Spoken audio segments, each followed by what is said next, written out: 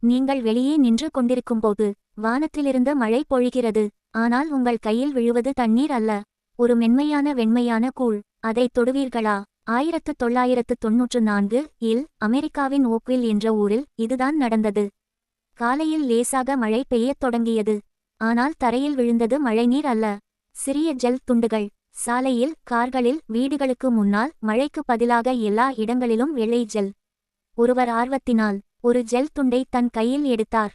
அது குளிர்ச்சியாக இருந்தது, அது பிசுபிசுப்பாக இருந்தது, ஆனால் அதற்கு எந்த வாசனையும் இல்லை. அவர் என்ன ஆயிற்று என்று நினைத்து அதை அப்படியே விட்டுவிட்டார்.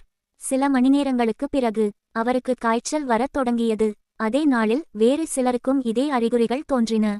சோர்வு, மூச்சுத் திணறல், உடல் வலி. ஊரில் பலருக்கு உடல்நலக்குறைவு ஏற்பட்டது. அந்த மாதிரி ஆய்வகத்திற்கு அனுப்பப்பட்டது. அதை நுண்ணோக்கியின் கீழ் பார்த்தபோது அதில் பாக்டீரியா போன்ற ஒரு அமைப்பு காணப்பட்டது.